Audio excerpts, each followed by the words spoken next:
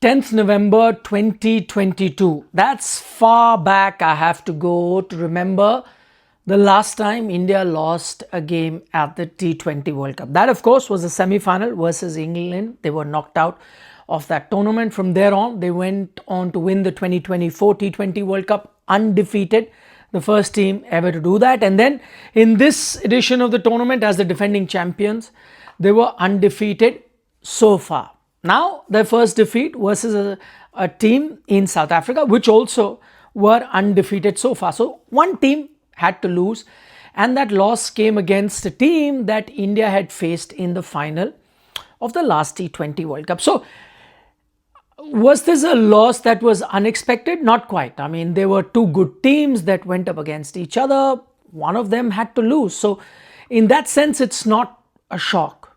It's also not a verdict on the Indian team that because they've lost their first game, this is it, their campaign is done and dusted, and now they cannot move any forward in this tournament. Even that's not true. I mean, for all you know, India go on to win their remaining two games, qualify for the semi-final, win the semi-final, win the final, and become the first team to defend their trophy. That is also a possibility. Having said that, this loss to South Africa, a massive loss. I keep saying it for other teams. I said it for Pakistan when they lost with such a big margin. I said it's an innings defeat. And by the same yardstick, what has happened versus South Africa, 111 India all out, chasing 187. That in itself is also an innings defeat. Yes. And that loss has put in front of us certain realities, certain stark realities, might I add, from which we cannot escape. And those are the realities that I'm going to pay closer attention to in this match report. The first reality: when India went into this T20 World Cup as the defending champions and through the group stages as well, they did not have an outstanding tournament. You know, they were winning everything, but there was this doubt that even we had expressed on Sports Today. I had said it a few times, and I said, it's not all clicking together. See, those doubts, they were there for a reason. They've come true now, which meant to say that everything is not coming together. It's not in sync. The machine, which looked like the best team on the planet for a good period of year and a half, that was the envy of the entire world, the template that everyone else needed to follow, was not looking picture perfect in this tournament. And the reason we were pointing that out was precisely for this day. And this day has come, which is why I'm saying those doubts that we had now resulted in a loss have put together a few stark realities in front of us. The first of which is, in this tournament, India were the clear favorites. Everyone said it, not just Indian fans, not just Indian analysts, everyone. And I've heard a lot of overseas analysts as well, former players as well, current players as well. Everyone had made India the clear-cut favorites. It's not that favorites always win, but India were the clear-cut favorite. Anything other than India lifting a trophy, India lifting a trophy would be a major shocker. But the first thing that we have realized after this loss is India are no more the clear-cut favorites. I repeat that even now India can go on to win this title. That can happen. But now they are one amongst the 3-4 other teams that can win the title. Now I can't say that, semis is done and dusted, semis you're winning, finals you're winning. Unless you have a very, very bad day, nobody can beat this Indian team. That's the feeling that most people had throughout. That was beginning to be shattered a bit during the group stages. Now it is almost there as a reality that India are not a clear-cut favorite. India is as much of a favorite as England is, as South Africa is, as Sri Lanka is, or any other team that makes it to the semis. So that's the first reality check. Second reality check, which I think the Indian team should have had even before this game started. I was trying to rack my brains over it, and I'm not saying it now. I said it even at the toss. Not playing Axar Patel. What could be the reason behind that? When it comes to India's batting, and this is what reeks of double standards, when it comes to India's batting, what is India's approach? We're not going to look at matchups, we're going to look at form. So what happens when people point out that you got too many left-handers on the top, off spinners are going to be used, or maybe make a change in your 11, or maybe make a change in the batting order, get Suryakumar at 3 and things like that. What is India's approach? No. We're going to look at form. Doesn't matter if they are similar sort of players. We will back the team that has been doing well for us. We will back the formula that's been doing well for us. Fair enough. I agree with that. That's a good philosophy. If the captain says that, coach says that, I like that philosophy. You're backing your strengths. Fair. But you have that philosophy when it comes to batters. Where does that philosophy go when it comes to the bowlers? Why not stick with form and not look at matchups? That's not what you did. Axar Patel was not played in this game primarily because obviously South Africa have a few left-handers, so you've gotten an off-spinner there, right? Because in terms of batting, there's nothing much to choose between an Axar Patel and a Washington Sundar, I'm sure.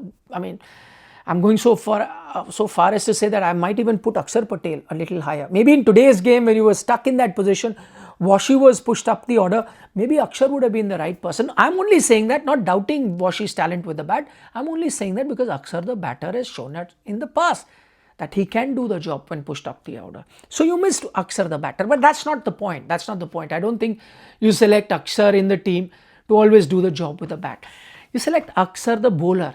Axar the bowler has been doing the job for you even in this tournament, if my memory serves me correct. On 2 occasions he stepped up. Axar versus USA.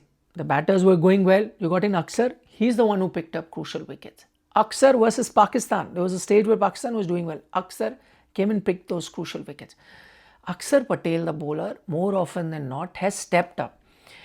Washington Sundar, the bowler in white ball cricket, I'm sorry, doesn't match up to Axar Patel.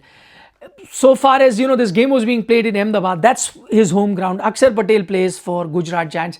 Even his team doesn't use him as a bowler. He plays primarily as a batter for his team. You played Axar in the game versus Netherlands. That I know was an experiment. You wanted to see what he offers you as a bowler. Even versus Netherlands, bowled 4 overs, didn't pick up a wicket. What prompted you to play a Washington Sundar ahead of Axar? It can be nothing but matchups. But for batters, you have no matchup. Batters, you prefer form. But bowlers suddenly match up. I think it reeks of double standards. If I'm not mistaken, Axar is your vice captain as well. That would have meant you made him the vice captain because you believed he's going to play every match. What changed now? Have you pressed the panic button? I think you have. Because this was a change you didn't need to make. That's realization number 2. Realization number 3 is you made a few tactical errors, and I think you'd have to accept that. The Indian think tank will have to take the blame. You had South Africa on the mat 20 for 3. The game was to be decided there. You've got the neck on the opposition's throat. What do? You let it off or you seize the moment.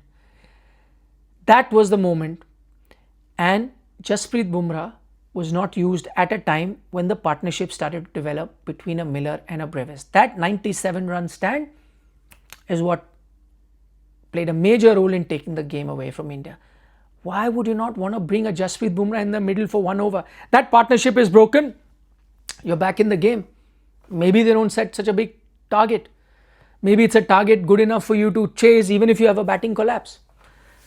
That's one thing about Jasprit Bumrah that Rohit Sharma did very well. I remember 2024 World Cup. He would bowl him 1 over in the power play, 1 in the middle, and then towards the death.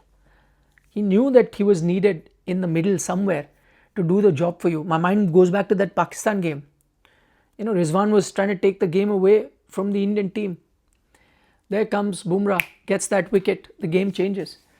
You needed to get Jasprit Bumrah a bit early. He's your trump card. You didn't get him. I think that was a tactical blunder. And maybe that's another reason why you paid the price for it. Realization number 4. I've been a huge fan, and I think I've said it before, that one of the major reasons India was doing well, even if their batting wasn't firing, was because 2 bowlers were stepping up, Jasprit Bumrah, Varun Chakaravarthy.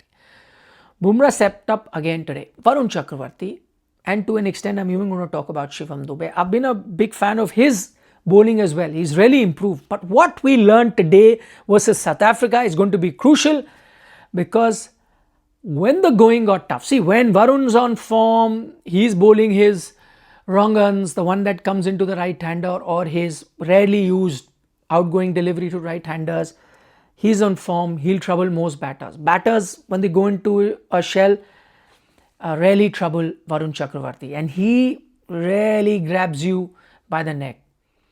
But what happened today, when batters began to attack him, when he began to leak a few runs, I saw a different version of Varun Chakaravarthy, a version where he was panicking a bit. He was trying too many things. And my point is, if on a day where, and any bowler can have a bad day, but the good bowler is the one that even on a bad day, he sticks to his strengths, knowing fully well, that's my strength, I'll follow it. The bowler that worry me are the ones that try to change their plan to plan C, D, E, F, G when things are not going their way. And that's what Varun Chakaravarthy was doing today. Trying to bowl outside the off stump, wide outside the off stump, then leg stump, changing the line, doing various things that told me that when he was under the pump, when he was under the cosh, he wasn't at his best. And this is a lesson that other teams will take. Shivam Dube, big fan of how he's improved. But today when he was under pressure, when the partnership was building, his slower ones that have served him very well were becoming full tosses. The wide outside off stumps that served him very well were becoming wides outside the off stump. When you were put under pressure, you kind of cracked. And this, as I say, is a lesson that other teams will take going into the tournament. See how other teams might be attacking a Varun Chakaravarthy, might be attacking a Shivam Dube, knowing fully well that when they are under pressure, they might crack. And that's why I'm saying this game versus South Africa is a game of realization. I repeat, that's not to say that India cannot win the title. Of course they can. They have a very good chance of qualifying for the semi-final. 2 games, 2 wins. But also remember, they're now 1 mistake away from their campaign coming to an end, which will be a disaster because, as I said at the start, they were favourites to win the title. They're on the edge, but from the edge, the Indian team has done well. This Indian team under Suryakumar Yadav has done well. One can hope that that continues. But they take a lesson or two from the game that we witnessed versus South Africa. And finally, that ad that went up at the broadcaster, South Africa choking. I know this wasn't a do or die game. That might still hold true for them going forward, I don't know. But just hold your horses. Just hold your horses. Before we poke fun at others, before we look at other weaknesses, because if it is about weaknesses, there are a few with our team as well.